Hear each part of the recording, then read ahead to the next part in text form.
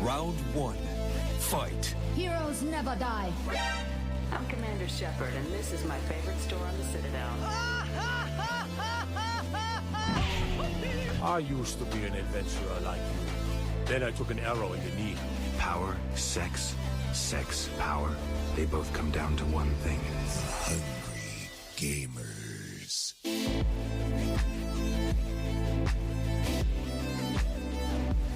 Hello, and welcome, boys and girls, and episode fuck. Leave it. Leave it. I'll keep that. I'll keep that one going, but I'm gonna hit that start button again. Round one. Fight. Heroes never die. I'm Commander Shepard, and this is my favorite store on the Citadel. I used to be an adventurer like you. Then I took an arrow in the knee. Power, sex, power.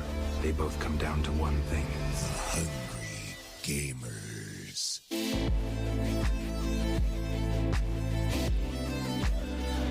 Hello, and welcome, boys and girls, to the 226th episode of the Hungry Gamers podcast. We are powered by ATEBIT.net, Audio Technica, and those legends over at Manscaped, but more on those guys and gals later. I'm your extremely humble host, Brendan White. You can find me just about everywhere at Brendan8bit. And joining me today, the GameStop to my AMC, my podcast, Ride or Die. Find her on them socials at Miss Ali Hart. How you doing this Friday afternoon / Saturday morning, Miss Ali Hart? What's going on? Doing well, much like GameStop stocks, emotional roller coaster, right? Like, that has been crazy following that this week. It has been What wild. a world we live in.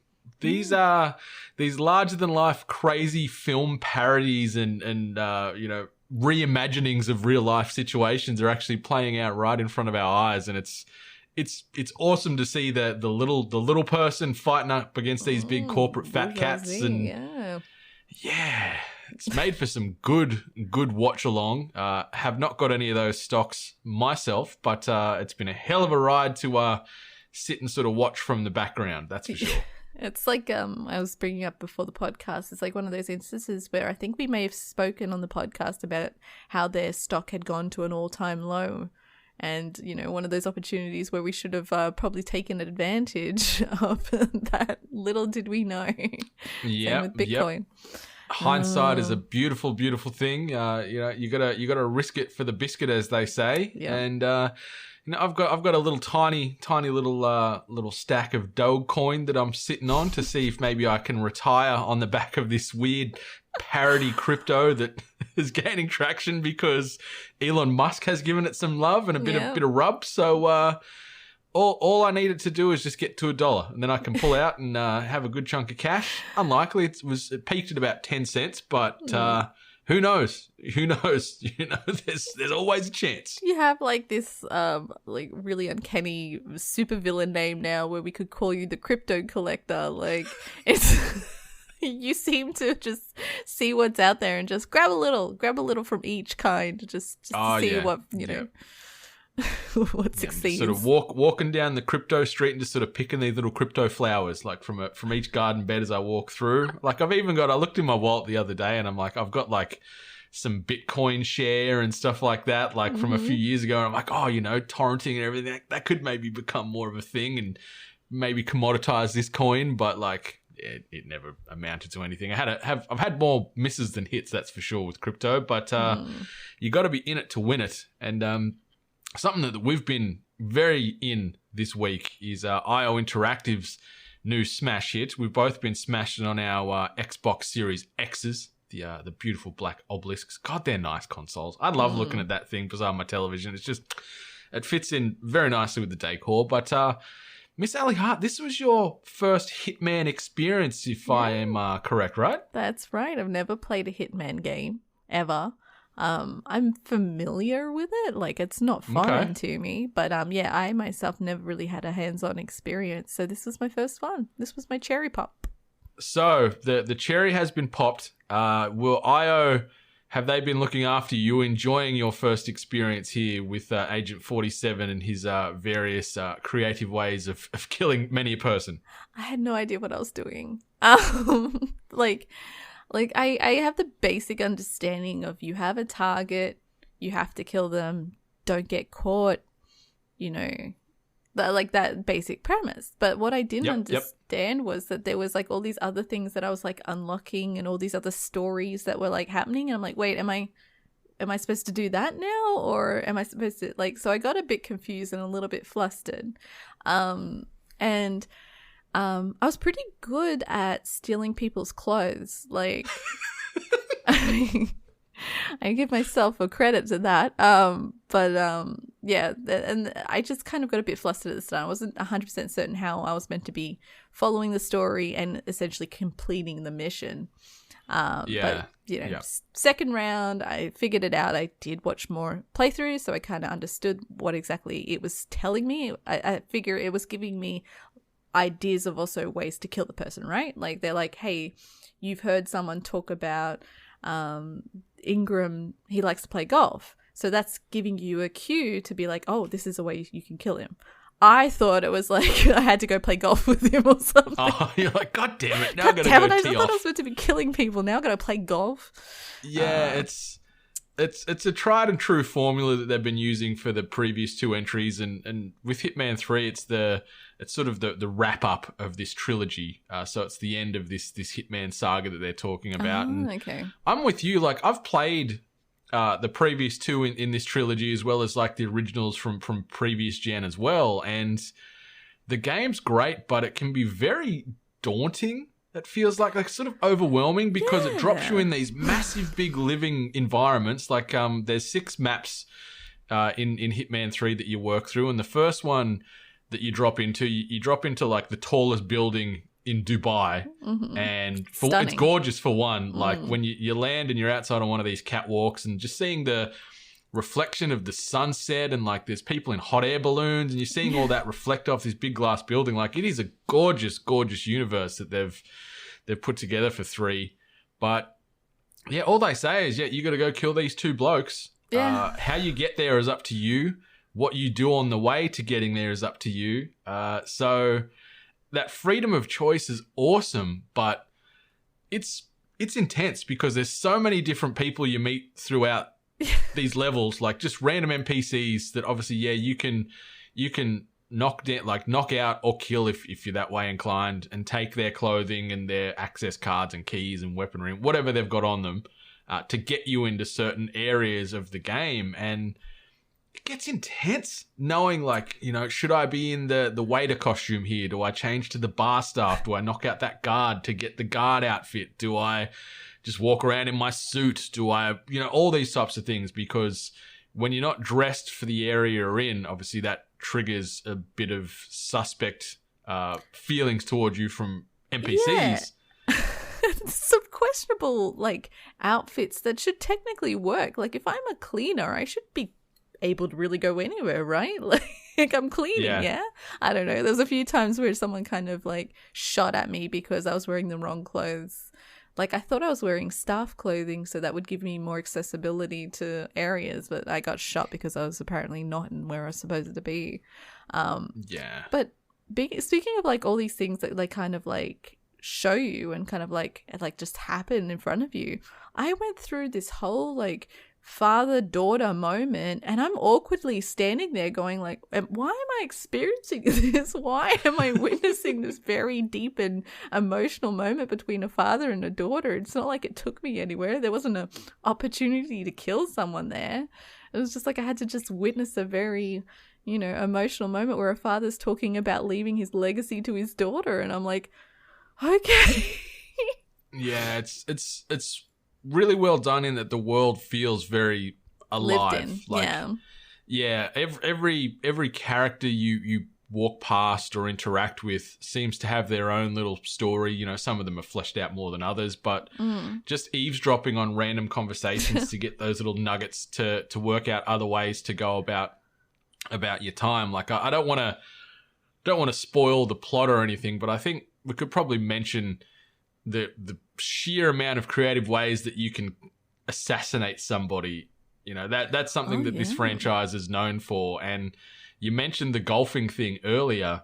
Did you go past one of the maintenance people on the phone, and she was talking to her friend about how she made these explosive golf balls? So I found the explosive golf ball, snuck it into this guy's golf collection, and then he likes to go up to the I don't know, the penthouse driving range or whatever you want to call it, and tee off and vent some frustration. And so he tees off with one of these explosive balls, assassination successful. So you can get rid of people in a host of creative ways and fun ways and entertaining ways. You could just go YOLO and walk in and shoot them with your gun if you like to. But I never thought about doing that, by the way. Not once. I never thought about it. And then I was going through some of the achievements, and it's like, shoot the target. I'm like, why didn't I ever think of that? I'm holding a gun. Yeah. Yeah, it's the cheapest way to do it, obviously. And with that also, then the alarm levels seem to just skyrocket to 1,000, and you're hunted, and you've got to be as stealthy as you can to get out, and you're engaging in a lot of combat. And when you are in combat, it can be tough. Like, it's not the most fluid combat systems. It's more so designed off stealth, and the movement and the controls, it is a little bit boxy. It's a bit tanky. Like, you're not agile. You're turning circles and stuff. Like, you're not really turning on a dime. It's more so you're just walking calculated, planning your steps out, as opposed to being this agile ninja warrior. But I think that adds to the tension as well when you are trying to be incognito through these parts, and you see the little yellow like suspicion bar pop up, and you're like, oh shit, someone's looking at me, gotta get around this corner or hide in here, like, and you're just casually just walking through as Agent 47, and like it's tense, and it adds some great little moment to moment situations. Is it bad if the camera finds you? Because like so many times I walk through a camera, it's like, you've been located on a camera. I'm like, okay, but what has that done? No one's after me. Like, yeah, I had a couple of times that occur, but for some reason I must have like my security room just sensors naturally seem to always pull me past one of the security officers, so I could always turn off the cameras somehow. Like, I found it in so many of the missions just randomly. Like not actively seeking it out. I'd just be cruising around like, oh, security office, pop in there, turn this off, do that, check that info, and then keep going. So yeah, there's so much to do outside of just killing the person. Like, all the bits of information you can find in the game, and the like you can use anything just about in the world as a weapon. Like, I knocked out a person with a soda can. I knocked out some people with a hat. Like, I don't know how it didn't kill them, but I passively knocked these people out when I hit them in the temple with a hammer. But because I thought I had the can in my hand still, but actually had the hammer from what I picked up like 20 seconds earlier. But no, right in the middle of the skull, and they were just unconscious. They weren't dead, which was lucky, because I'm trying to do like a zero kill playthrough outside of the main assassination targets, obviously. So I'm just like just knocking out everybody as I can along the way, as opposed to killing them in very creative ways. I didn't kill anyone, but then it kept on telling me, like, you have 2 unconscious witnesses, and I'm like, yeah I know, but they're sleeping. Like is this bad? Like, just chuck them in a box somewhere or in a cupboard, and you'll be right. I had to put them in the corner, like, because like there was nowhere to stash them, so I just kind of like pushed them in the darkest corner, and no one found them, which was fine. But there's just like so many little things, like, where I feel like I kept on getting found out for the most stupidest reasons or whatever. But like, the creativity on how you can kill people, like, I am at the very start of figuring out what I can do, but I kept on picking up fruit. I picked up a coconut. I'm like, please let me use this. I want to be able to use this freaking coconut. I hit someone with a banana. Oh, I found the banana too, but I didn't, it got to a stage where like I got maybe too scared of being found out. Like, I'm like, there's just too many options. So I feel like I took a lot of easy ways out. Like, I used poison, and I dropped like something mechanical. So I feel like I took some of the easy way out. So I'm looking forward to being more creative. I do like that end screen that's like, you know, tick off of the things that you did. So I like that it's giving me an option to be like, yeah, okay, now you've done it once, do it again and try and unlock these as well. So I like that. I like that they've added, that they have that kind of element to it. So yeah, the replayability on these levels is one of the strong suits, I think, with this franchise, is that, yeah, you might have got from point A to point B and killed this person, but go back and try and do it in another 24 different ways to get the achievement and get all those check marks done. So that's really cool.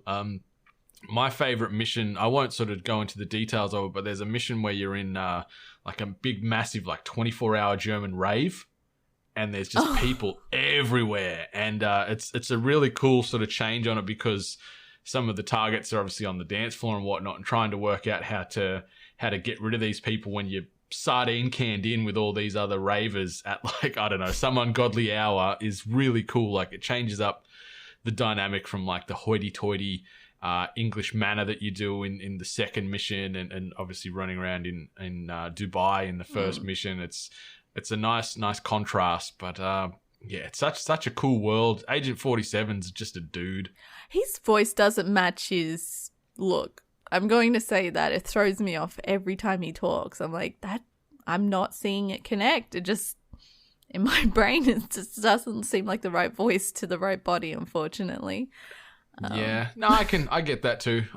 They probably could have just maybe got Timothy Olyphant to voice him. Like, he was in the movie. He was in the Hitman movie, which actually wasn't too bad a film as far as video game adaptations. Usually shits on that one. I'm pretty certain everyone that usually talks about it.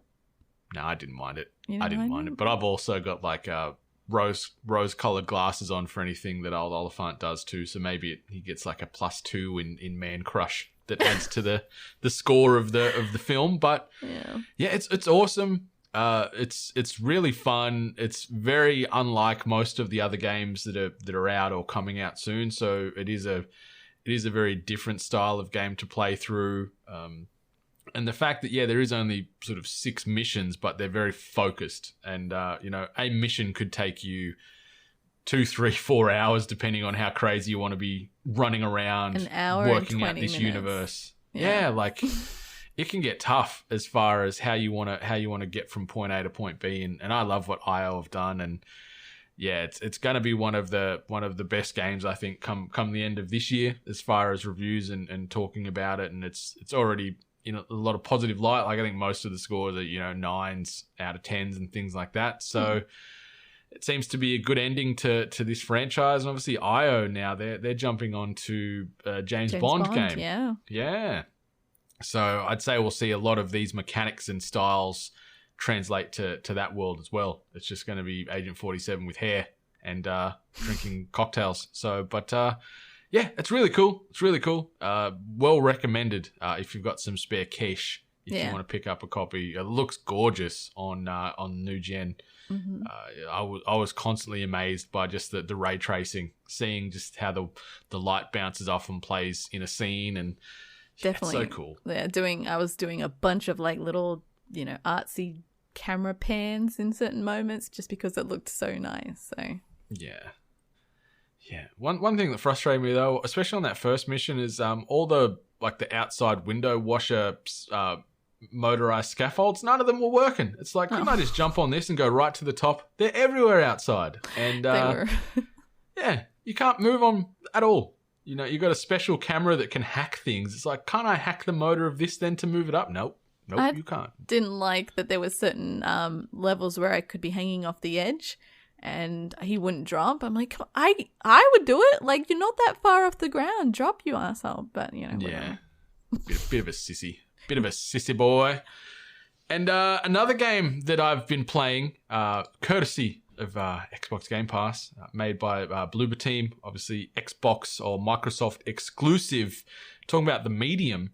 It's getting some mixed reviews out there, and I can understand why. I'm enjoying it, though. Don't get me wrong. Like, I'm not here to poo-poo on it. I haven't finished it yet. I think I'm about 5 hours in or so. It's from what I hear, it's maybe about an 8 to 9 hour runtime. So I'm deep enough. I really like it. I think what I enjoy about this game the most is sort of the nods to old Silent Hill, like especially with sort of the dual reality and things like that. It's very much like the original Silent Hill game, so it's got this nice, real eerie, uncomfortable ambiance about it. The two worlds, the real and the spirit world that you navigate, whether it be individually, sometimes simultaneously, where it'll give you the split screen and you can see what's happening in the real world and then what's happening in this decrepit hotel you're running around in, is really cool. Graphically, it's awesome. The sound is great. Troy Baker does really well in his role. Very, very eerie, very unnerving. It's got a real classic horror vibe to it, this game, but it's sort of taken some of the liberties from a lot of these current day horrors where there's no combat. It's hiding and trying to outsmart your enemy and puzzles and stuff like that. So there's no medium powers, you're not shooting mind bullets out of your head or whatever it is. It's a lot of trying to outsmart the enemy in front of you and get around it. So I like that. I like that feeling of helplessness in a horror game, because you're already on edge playing a good horror game, but when you can't attack and you've got to hide or try and slink your way around enemies, it just adds this extra layer of like tense and atmosphere over yourself, which I'm all about. Yeah, I'd rather do that than confront them. Yeah, it's true. So you sort of indirectly confront some enemies just by skulking around and using the environment and solving puzzles, like sort of in that vein of old Resident Evil games and Silent Hill games. There's a lot of cool puzzles that you've got to work your way through, and they use in certain areas as well, like the old sort of fixed Resident Evil fixed cameras. So you're going into an area and the camera's locked and you've just got to navigate that space to try and work your way through and get Marianne through.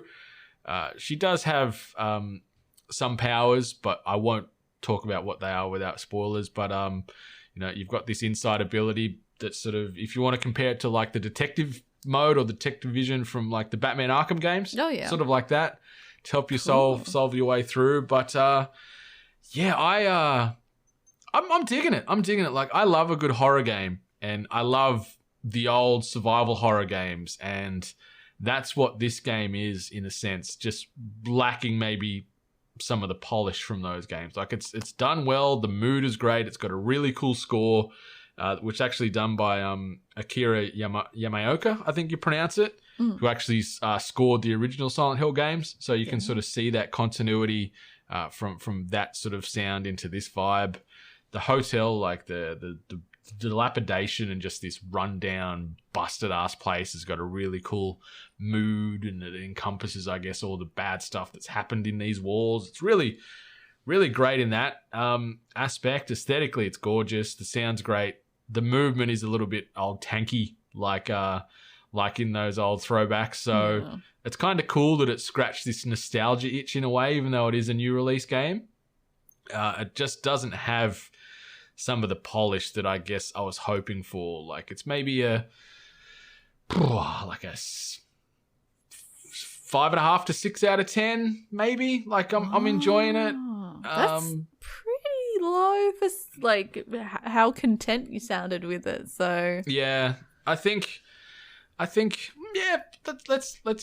a 6-ish, maybe 6.5. Maybe I'm being a little bit too harsh. Like, thinking about it, like, I've only been playing it last sort of day or two, but I've been enjoying it. So maybe I'm being a little bit aggressive on that score. Let's go like a 6.5. I think that's probably more in line with where my heart's telling me. But yeah, cool creatures, cool ghosts, cool themes, decent characters.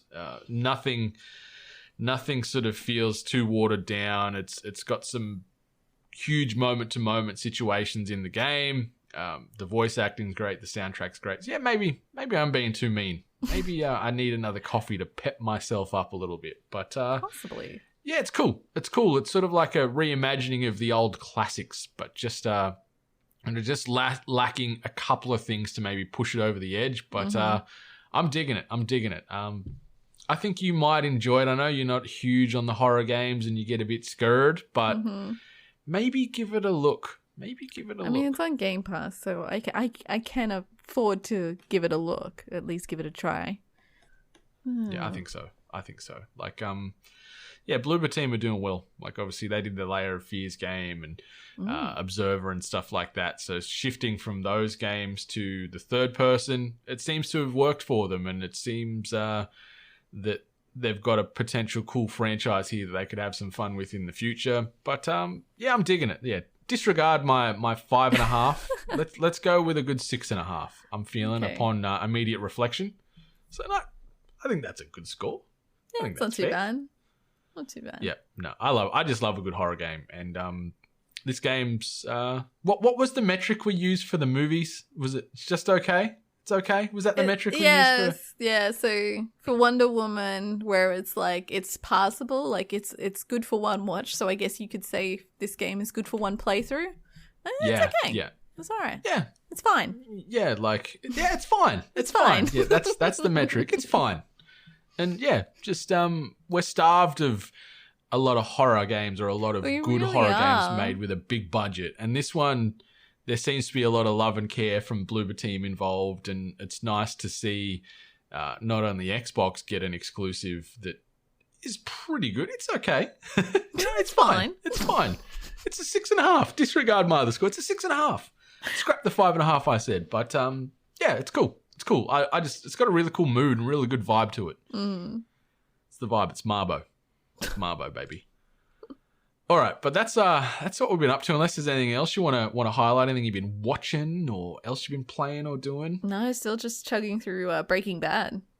Hell yeah! Where are you up to? We just finished season 3, so yeah. It's like for everyone who messaged me on Twitter when I said I was going to start watching it, and you all said, you know, you're lucky you get to experience it for the first time. It's amazing. You're going to love it. I even got a really good bit of advice of like, I know that there's going to be some slow areas. Just push through it. Trust me. That's good advice to me. Someone knew me very well, because if things go slow, I usually do like kind of back out. But yeah, like this show has been amazing. I love it. I can see why it gets, Oh yeah. Everyone loves it, so I can see why. Bryan Cranston as Walter White is just it's the best role that he's ever played. Like maybe some people have got a bit of adoration to him as the dad from Malcolm in the Middle, but seeing him in these dramatic turns, like he is so great in this role, and it's one of the best television series of all time. Yeah, in my opinion, and no doubt many others. It was actually Jesse was the one where it was I'm looking at him, I'm like, what have I seen him in? Like, I know I've recognized him from something, and I was looking at what he'd been in and what he'd been in since, and I'm like, what is it? He was in a Korn music video. That's really? Where I recognized him from. Wow. Yeah. Thoughtless. One of the more albums that people don't like of Korn, but I actually liked that song. And yeah, so he's in the music video for Thoughtless by Korn. And yeah. Wow. I did not expect that, but like, then immediately thinking about him, like, yeah, he looked like he'd be in a Korn. Yeah, he looks like he'd totally be in a That's not a shot, but like, yeah. He'd fit right in with that still vibe. Like Korn? Yeah, they're still kicking around. Yeah. Still kicking. Jonathan Davies and co. still making traumatic new metal about, childhood experiences and all that kind of stuff in their 40s. Yeah? Mid-late 40s now? Yeah, it'd have to be. Yeah. I love them. Back in the 90s, early 2000s turn, they were one of the bands. Everyone was all about Korn. Everyone was all about that Follow the Leader album. They have to get some credit. They were a band that were playing a mainstream traditional sound, but they made it. They made it into the mainstream, and it's a big deal. It's a lot of credit to them. Yeah, them and Limp Bizkit broke through into that mainstream, and were on the ARIA charts and the Billboard charts and stuff with that Significant Other album and the Follow the Leader album. They were popping off. Exactly. Speaking of popping off, be sure to head on over to ko-fi.com/weare8bit, because that little community there is growing nice and steadily. So thank you for everyone that has jumped in and supported us over there already. If you haven't, that's fine. If you'd like to, that's also fine. But when you're doing that, obviously you're going to get access to a heap of exclusive perks. You're going to get early access to several of the mainstream 8-bit podcasts, as well as access to the Is This Thing On podcast, which is a podcast, sort of the show before the show, in essence. So before we officially go live on a Hungry Gamers or what have you, we're going to hit record beforehand and just riff and see what comes out of it. It's unscripted. It's just sort of free-form discussion about whatever, whenever, however, and it's only living on ko-fi.com/we-are8bit. It's never going to be released on those mainstream podcast RSS feeds, so if you want to be listening to that, be sure to subscribe to us over there. The 8-bit family portrait for 2021 has officially commenced. This year's theme, obviously, is Star Wars. So if you wanted to get yourself immortalized as your favorite, or maybe least favorite Star Wars character, just Maybe for not shits your and giggles. favorite. Maybe your favorite doesn't fit too well. Yeah, maybe. But if you want to have some fun and become your own version of Jabba the Hutt or Chewbacca, we can do that for you. $50 Australian, singular cost. And you'll get yourself an individual avatar of yourself sort of blended with this character of choice. And then once the group shot is finished at the back end of the year, you'll get the finalized group shot. We can obviously give you the in progress to where it is once your avatar is done, but I think it's probably best to wait till it's all filled and populated by the end of the year. So if you want to get in on that, ko-fi.com/we-are8bit and just check out the commissions tab in there.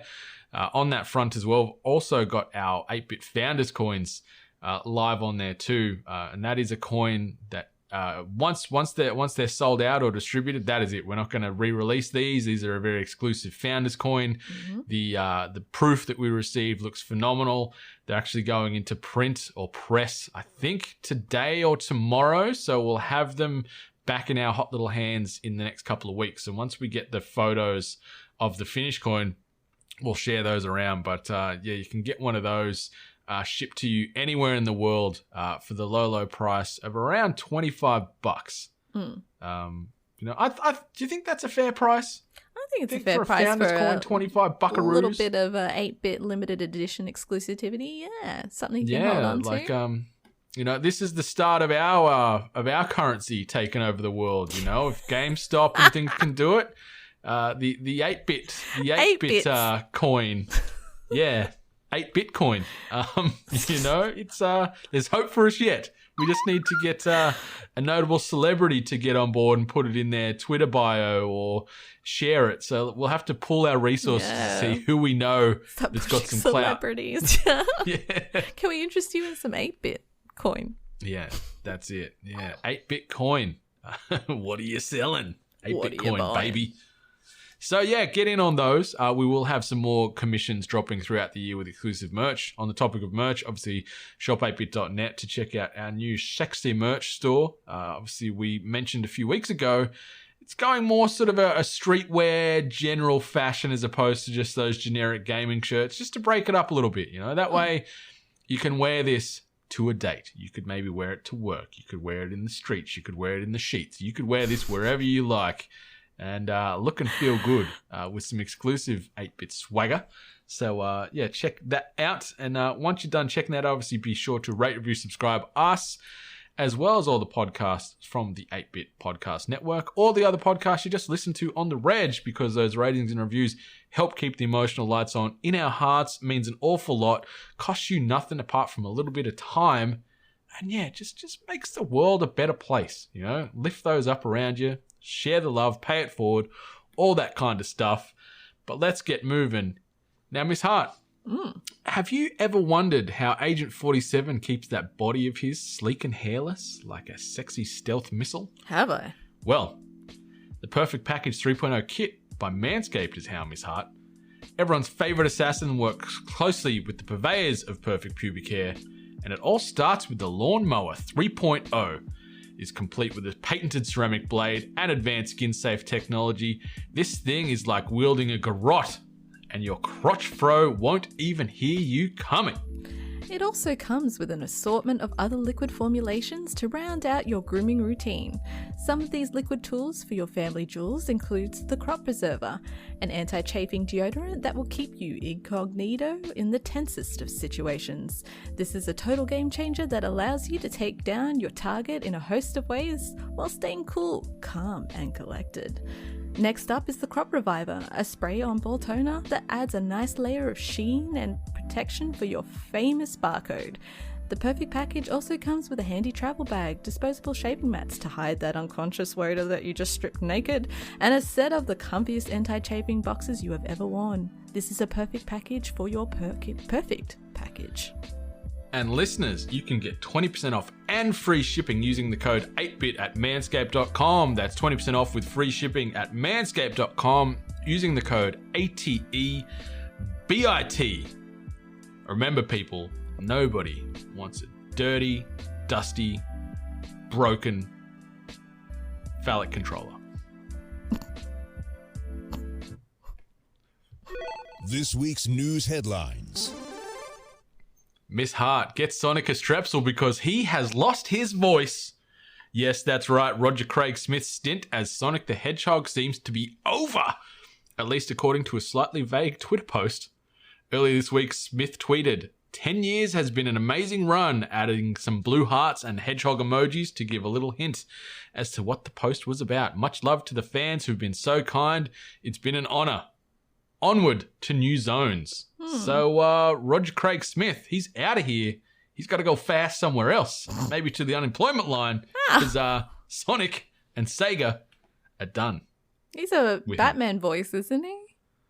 I think he does a Batman voice. He does a lot of voices. Like, he's not short of roles and opportunities. But, yeah, I was going to say, I don't think he's in the unemployment line yet. He actually posted something today, being Friday, just saying thank you to all the love that he actually received after doing that post. I'm curious who the new voice of Sonic will be. Do you reckon they'll be going for the voice of the Sonic in the movies now? Is it Ben Schwartz? I think so.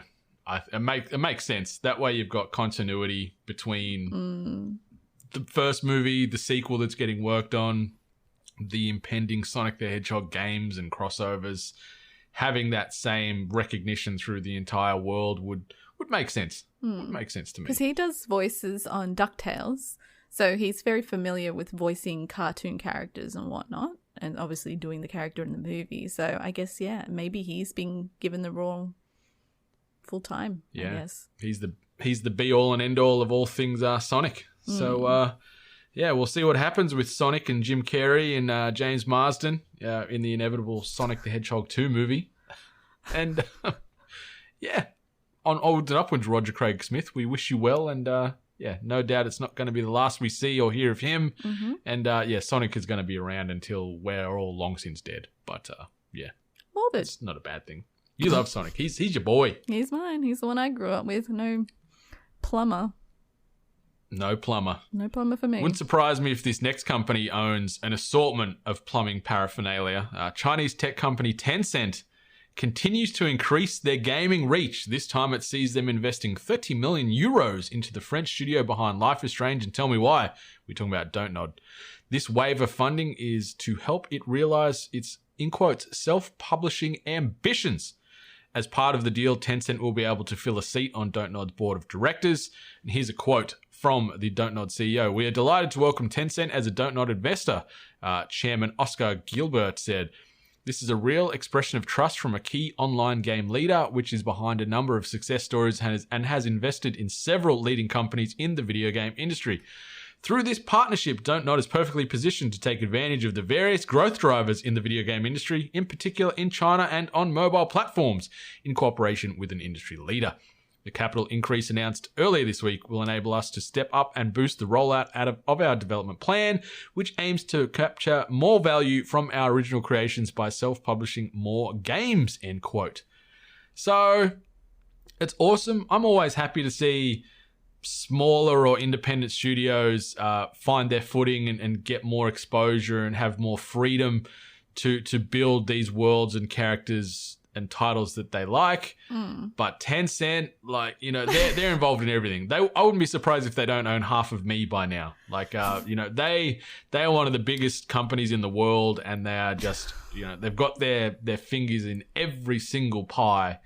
So yeah, that's like a bit, but at the same time, it's cool to see Don't Nod getting a bit more cash and hopefully add a bit more polish. Like Life is Strange and Tell Me Why and those games, they're great from a narrative and character acting point of view, but the worlds themselves aren't always the highest level of detail. The character models don't always look, I guess, as awesome as they could. So maybe this chunk of cash, as well as another portion they got from this wave of funding, might take these experiences to another level. I'm like you said, I'm always for like certain companies being like, you know, under the care of a higher earner and, you know, being able to receive, I guess, some level of stability in the industry.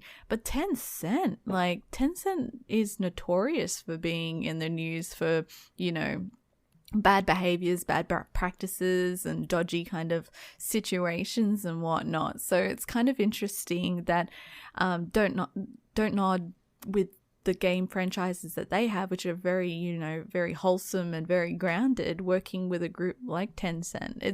It just threw me off a little bit. But I mean, as long as they've got the security that they need and they don't get, I guess, tainted by any of the, you know, possible future issues that, you know, comes the way of Tencent, then I mean, more power to them, I guess.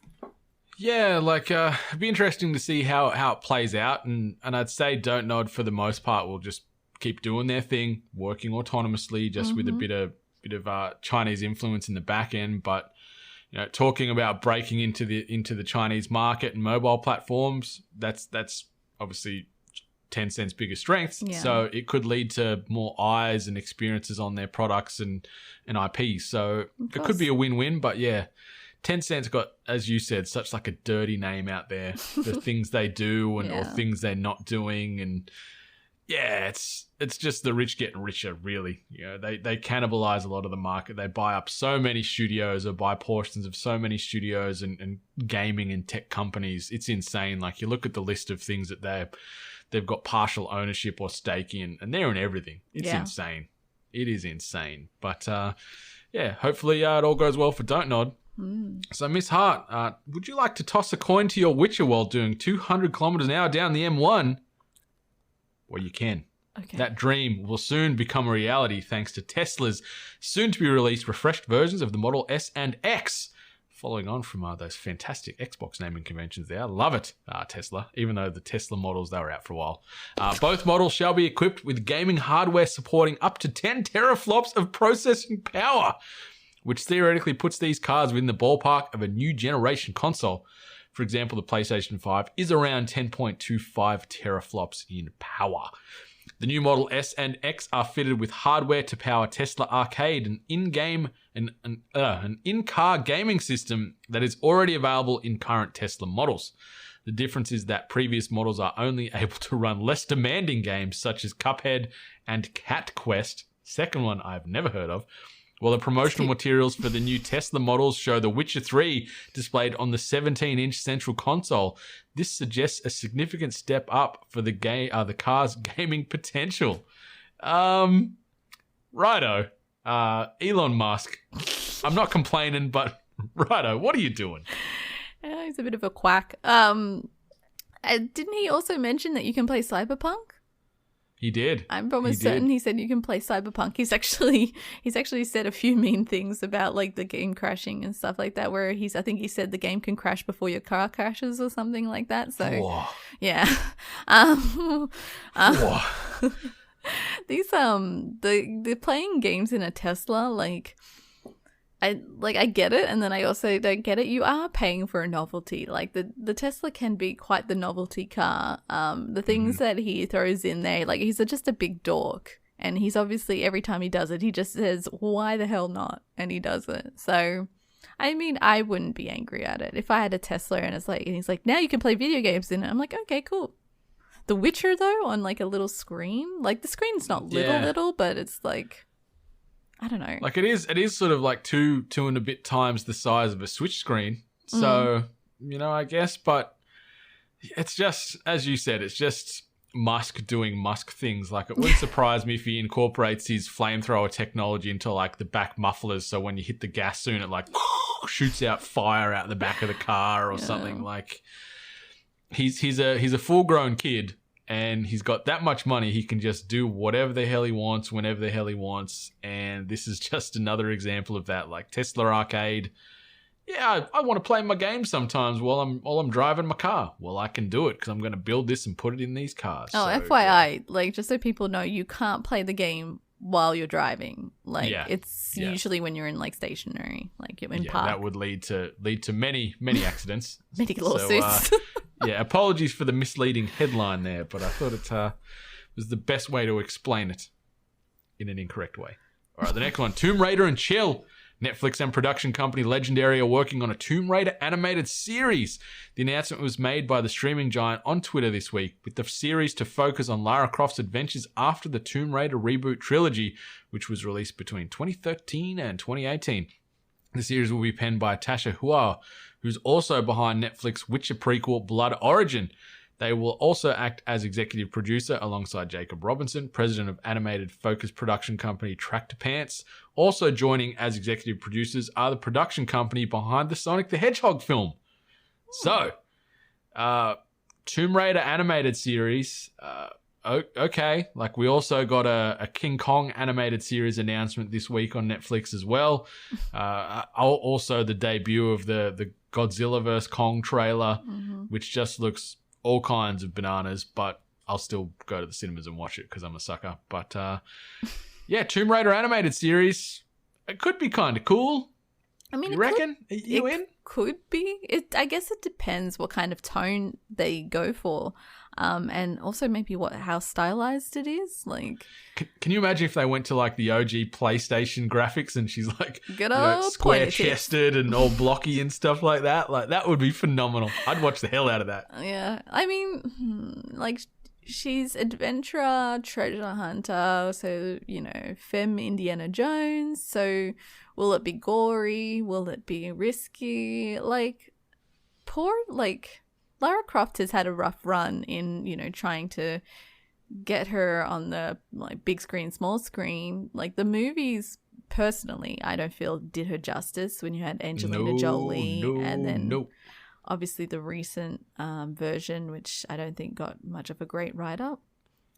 It was the most recent one with Alicia Vikander playing Lara Croft. She did well in the role, and they pretty much just took liberties from the recent films, recent games, and chucked it in the film, and they executed some of it pretty well. But overall, it wasn't perfect, but it was fine. It was fine. I think that the most recent one was better than the Angelina Jolie ones. Like I think they probably get a pass just because everyone was obsessed with Jolie as Croft. Like I think that was her time. That was the time of Jolie. Yeah, so everyone just sort of gives it a little bit of a pass because everyone's just hypersexualized about these two characters coming together, So, but it could be cool. I'll watch it. Like, and tonally, like the most recent games have been a lot more grounded and gritty and dark. So, if it is a bit more of an adult themed animated show, I'd be keen to give it a spin. Yeah, I think I would be more appreciative if it did go down a more adult route. I'd like it if there was like some kind of like mystery to it, like if they really went down like a mystery route. Throw some twists in there, but I mean, time will tell. They're boasting that this person's the same person that's working on The Witcher, Blood Origin, Blood Orange. But we still don't have much to show for that either. So yeah. Time will tell. Yeah, it's just Netflix just getting everything getting chucked on the Netflix. They're pretty horny right now, and I guess while everyone's home, might as well keep churning stuff out. 100%. And the next sort of game to screen adaptation news, Kevin Hart to star alongside Cate Blanchett in Borderlands. So yes, Kevin Hart is joining Borderlands in the cast of the film, a movie adaptation of the popular video game. obviously, for everyone that's played it. Hart will be playing Roland, a skilled ex-soldier turned mercenary in the Lionsgate film. Eli Roth, whose resume includes The House with a Clock in its Walls and Bruce Willis-led action thriller Death Wish, is directing Borderlands. I'm a bit upset they don't mention Hostel. Yeah, I think that is the Eli Roth film. That's the first thing I think of when I think of Eli Roth. So to really just cancel out Hostel, maybe because of the content. Maybe they don't want to. Hostel's pretty hectic. Scare people away. Pretty hectic. Yeah, I love those movies though. Yeah, me too. The first one, the second one, like it's still okay, but the first one. Are you kidding? I love the second one.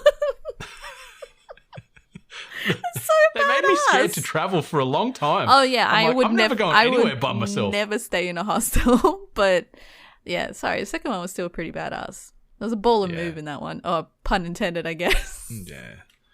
Yeah. There's some scenes in it like they don't shy away from showing the violence and the pain. It's not like where they cut to the facial expression of the serious pain. It's not you see it.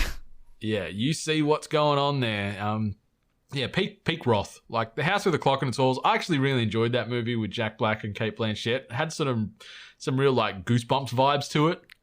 But I've never watched Death Wish. But yeah, he's directing Borderlands and he says he's thrilled to be working with Kevin. Borderlands is a different kind of role for him and we are excited to thrill audiences with a side of Kevin they've never seen before. He's going to be an amazing Roland.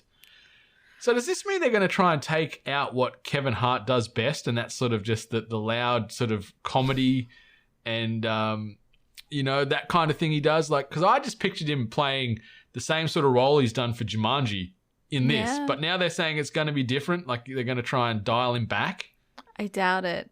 And full disclosure, I just don't like Kevin Hart and things because he does just play the same character, like loud, angry, like, always going off about something. And it's the same thing. And it kind of like just, rubs me the wrong way in a movie. So to see that he's going to be in this, I don't know. I guess they're pushing him as a mainline kind of character cast. So he's going to probably be in it throughout the whole thing. Yep. Well, they've got 2 of, I guess, the 4 main roles filled. Only 5, I guess, if you count Claptrap and then we're going to see what's happening as far as who the main antagonist is going to be. If they're going to go with Handsome Jack or if they're going to go with someone else, don't know. But yeah, Cate Blanchett and Kevin Hart are making their way to Pandora to hunt for some vaults. But anyway, let's move on. And no, Miss Hart, you may not cop a Johnny Silverhand in the back of a Rayfield Caliburn. Dang. Cyberpunk 2077 mod that allowed players to swap models and have sex with characters based on real-world likenesses, such as Keanu Reeves, has been removed. The mod let players swap characters into explicit sex scenes who usually shouldn't be there, such as Keanu Reeves as Johnny Silverhand and the game's antagonist, Adam Smasher. In a statement issued to Eurogamer, CD Projekt Red said that they broadly permit modders to tweak the game at will and have fun when it comes to the characters the studio has created for the game. But for the characters based on real people, the studio is taking a different stance. When it comes to models of real people whom we've asked to participate in the game, we kindly ask you to refrain from using them in any situation that might be found offensive if you don't have their explicit permission. Permission will have to be sought from the likeness, and in brackets, and other concerned parties before modders and players create or use these explicit mods, or else they will be taken down. CD Projekt Red clarified further, telling Eurogamer, our most important rule regarding user-generated content, game mods in particular, is that it can't be harmful towards others. In the case of model swaps, especially those that involve explicit situations, it can be perceived as such by the people who lent us in their appearance for the purpose of creating characters in Cyberpunk 2077. The model swap mod is no longer available, and clearly any future iterations of such mods will be promptly removed by the studio. Earlier this past week, CD Projekt Red began releasing official modding tools for the community to tinker with, and no sexy mods, no sleeping with Keanu. It's not happening, not allowed. I just had to laugh because of where the article was going. It was like, don't try to sleep with Keanu because he didn't, obviously allow that experience. He didn't lend himself to that. But then they just decided to also add Adam Smasher in there. And I'm like, who's modding so you can, smash Adam Smasher? I mean, each to their own, but Yeah, he's a very, very intimidating character. Like, and I don't know how much sexy time will be going on with him because mostly he's made out of machinery. Yeah, So just the face. someone's getting hurt. Whether you're the top or the bottom, you're going to be copping pain. Like, it would not be a pleasurable experience. Yeah. Such a great introduction to him. Yeah. I was kind of like irked when that happened, but anyway. I also very creepy. I appreciate CD Projekt Red doing this because people like Ellen Page, they had the experience where what was the game that they were in? Not heavy rain. It wasn't Heavy Rain. It was maybe the one after it. But either what was way, the sequel her called? character model, their character model was in there, and unfortunately, modders took advantage and made the character model naked and did pretty uncool things without getting the okay, and it was it was kind of frowned upon. It was modders can be a bit too liberal with certain mods, and they just think that if they can do it, they should do it without really thinking about how once it gets out there, it's very confronting. So Beyond Two Souls was that the game was it. Yeah, that old Elliot Page was in. yeah. Like I understand it because when these actors sign up to lend their likeness and voices to these games, they don't sign up with the intention to then potentially be thrown into crazy situations like this. So Yeah. I understand. I completely get what CDPR are doing here. It's cool that they have opened up this modding tool functionality for the game. So we are going to see a lot of crazy, quirky things done to Night City and the characters within. But we're also seeing a lot of cool quality of life enhancements. Like there's improvements to the graphical universe. There's improvements to the customization you can do to your V and stuff like that. So there is some cool stuff starting to come out from these modding tools getting shared around with the community. But yeah, sadly, just no sexy time with the leads. You can sleep with everybody else, but just not Keanu and Adam Smasher and anyone else that has signed in as an official character. So no crazy tantric tank sex with Neo at the moment. Tantric tank sex. Yeah. Have you finished the game yet? Because that patch has got you working again, doesn't it? Or you haven't been back? I haven't returned because the patch didn't do anything for a lot of my stuff. I went through it all and everything was still the same. And I'm like, but there's been another patch, right? So I've yet to check that. So yeah, fingers crossed. Fingers crossed. Too busy like making people naked in Hitman. Yeah, too busy playing around with explosive golf balls. But the last bit of news, it's sort of nothing more than a little bit of strong hearsay and rumor mill, but it's pretty exciting. There's potentially a Star Wars Knights of the Old Republic game in development, and it's not attached to EA and or BioWare. So it's reportedly in the works, and it's not being developed by EA and BioWare, obviously the studio behind the original game. As reported by VGC, this latest rumor comes courtesy of credited Star Wars insider Bespin Bulletin, who spoke on a recent BOB, the podcast episode, about this project that is said to be in development outside of EA and that will, in quotes, never guess who the studio is that's making this game. We'll have a guess in a second. Amongst my digging, I heard that there is a Knights of the Old Republic project in development somewhere, Bespin Bulletin said.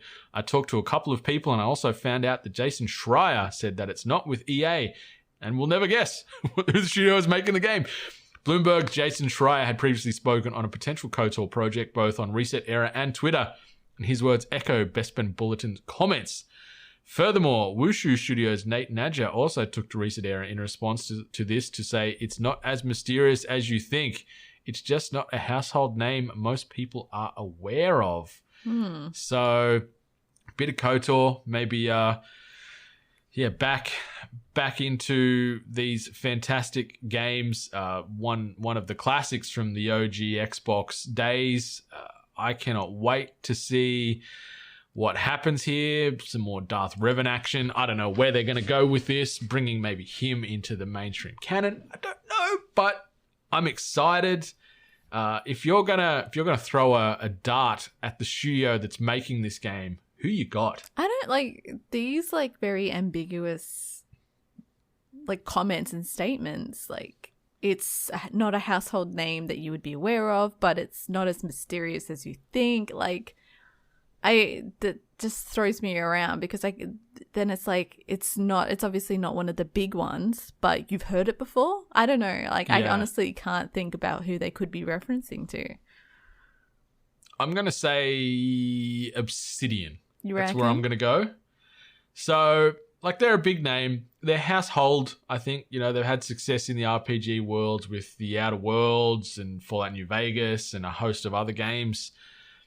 I'm going to say Obsidian are making this. Just for the shits and giggles. They're a big studio, but not the same size as a BioWare and what have you. But they've got experience in building science fiction RPGs, so that's where I'm going to say. That's fair. I wonder graphically what route they're going to go, if they're going to go down, super realistic, trying their best to make, really detailed characters, or if they would go down like a semi-cartoonish route, maybe, a la Clone Wars animated series style. But yeah, I honestly can't think who they might be alluding to, just because of how stupid the wording about it's not as mysterious, they're not a household name, but you are aware of them, blah blah blah. It's like, well, then who so the fuck vague. is it? Yeah. And maybe to you, like but it's exciting because KOTOR has some of the best Star Wars storytelling in any Star Wars game ever made. Like, there's some moments in that narrative that just blow you away. Like, I'm not saying anything more than that because they're games that you need to experience yourself. Yeah. And if we're getting a third one, holy guacamole. Or even if it's just a rebuild of the number one from the ground up and they're going to sort of try and relaunch the series for current gen, fucking hell yeah. Like, yeah, the reason for anyone out there maybe doesn't understand the hype for these games, I know for me personally, these games were always a great leg into the Star Wars, universe that you couldn't access through, like, I guess if you weren't a book reader, I guess that was one way that you could, furthermore your education of the Star Wars universe. But outside of the movies, these games were always a great way to build up knowledge in the universe of Star Wars that was not just strictly set to the Star Wars movie universe. So that's why these games are pretty cool, pretty important, and they were just overall great games to play. So 100%. And it got you out of the mainline, Skywalker sagas. Like, this is set Skywalker drama. many years before all that. So it's kind of cool to sort of see what happened before Vader and co. So it's really exciting. So I'm keen. Like, this sounds like it's going to be a bit more of a long-term thing that's many years down the road, but it's still cool to hypothesize about what they're going to do and who's going to make it. But I'm throwing the dart, and I'm going to say Obsidian are behind this as my studio. So let's see if that comes true whenever we get some future announcements. You got to throw one in the hat in the ring. Come on. No, I've got no one. I honestly have got no one. But isn't Obsidian currently working on a fantasy right now, a fantasy RPG? Yes, they are. But maybe they're working on a few. Oh, well, yeah, I guess there's no rule to say that they can't work on, multiple projects. It's just weird, like, that not a household name most people are aware of. So, that'd squash your rock stars and all the big line studios. But Obsidian is kind of a household name too. I don't know. Anyway, I'm going to stick with that for now. Too much pressure. Tweet of the week. And this tweet comes via way of Brittany Nichols at Brit Hilarious on them Twitters. And this just, I think it sums up nicely what's been happening with the stock market, which we sort of briefly talked on at the start. And the tweet says, drawing a straight line from the people that cornered the Animal Crossing turnip market to the game stockers.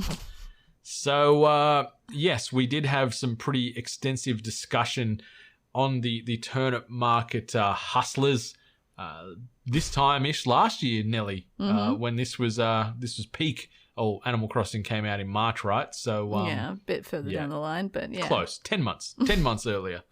But just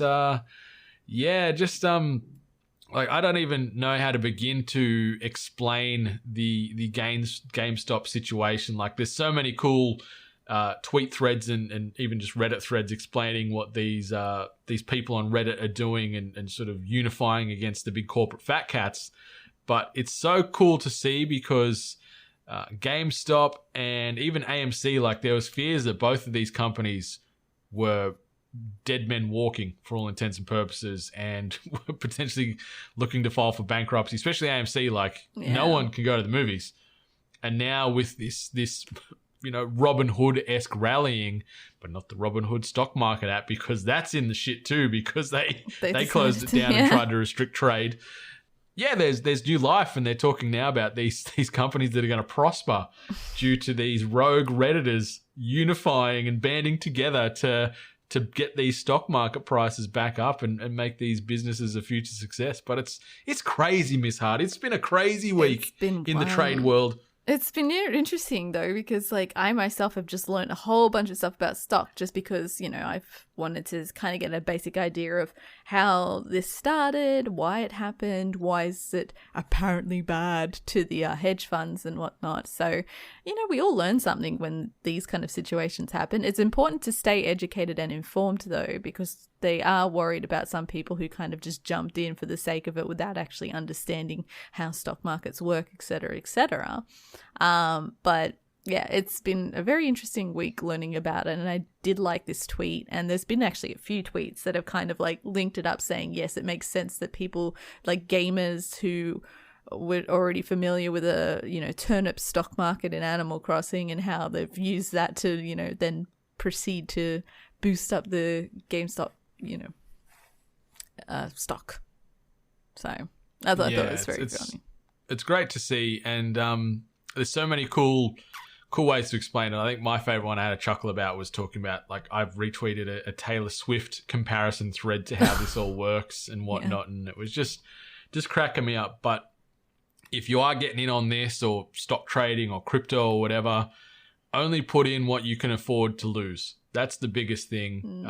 Don't throw your entire life savings at these things without doing your due diligence and ensuring that you're going to be okay if this thing goes belly up, because there's a lot of risk in this type of stuff. And that's why some people do it, because there is that thrill of playing right to the knife's edge and then getting out before shit collapses. And this stuff can change in an instant. So just be very careful with the money you're throwing in these situations, and whatever you're throwing in, just be willing to say goodbye to that money, because there's a chance it could stop and just plummet instantly 5 minutes afterwards, and you could be without that cash you just threw in there. So you just need to be aware and accepting that it could go south and probably will go south. So you just gotta, you got Kenny Rogers. You got to know when to hold him, know when to fold him, know when to walk away, know when to run, and that's something that I've been learning with my crypto experiences. That's for damn sure. When you're sitting at the table.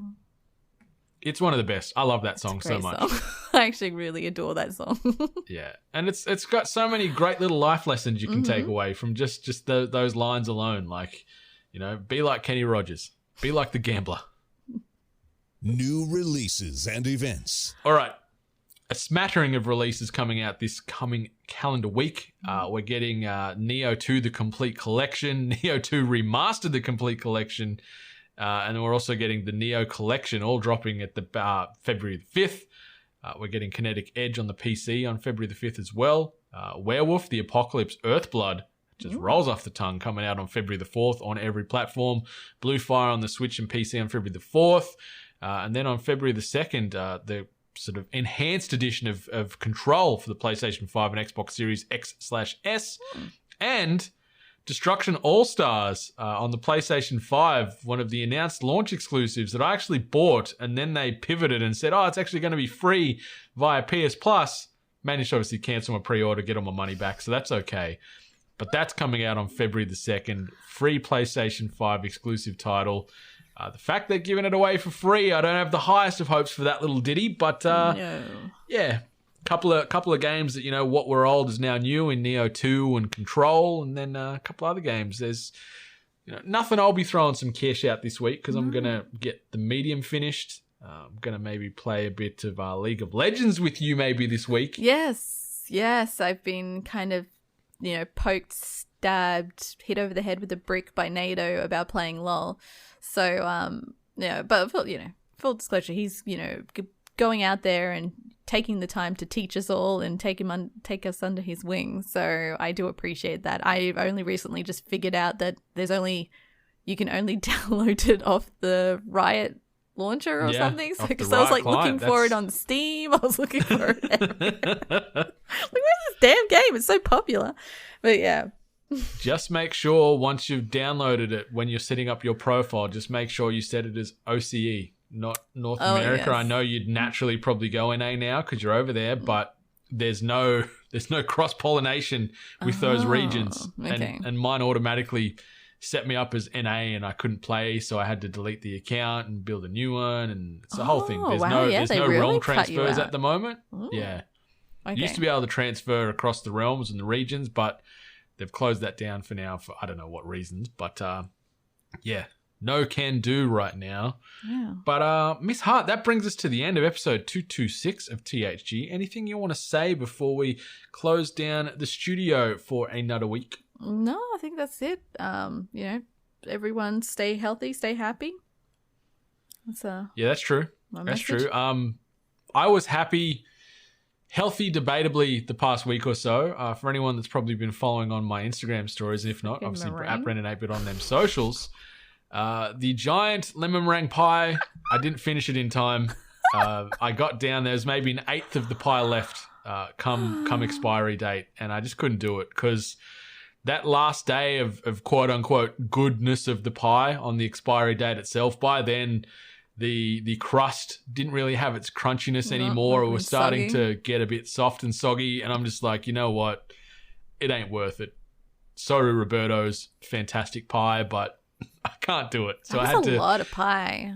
It was every night I was having a slice, just chipping away, and it was delicious, but it was tough. I love lemon meringue pie, though. My God, it is one of my favorites. It is so good. It's a bit of a pain in the ass to make, but it's rewarding. I freaking love it. Yeah. It's one of my favorite desserts, and this one from Roberto's was phenomenal. Like, it's one of the best ones I've had in God knows how long. So shout out to those guys and girls baking behind the scenes. But yeah, one family pie could not do it in the week time frame. Sadly, it beat me, but maybe I'll get back on that horse again later this year. Take down a full pie or a full cake.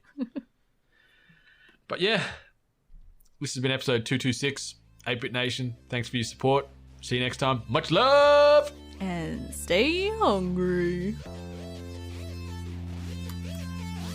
You've been listening to The Hungry Gamers, one of many gaming and geek culture related podcasts from the 8-Bit Collective over on 8bit.net. Check out more episodes on your podcast service of choice. And while you're there, please be sure to rate and subscribe. Until next time, boys and girls, stay hungry. I'm hungry now, but I'm not having pie for breakfast. Why not? I don't have any. Oh. But I'm going to have a Yoplait passion fruit smoothie yogurt thing. They're delicious.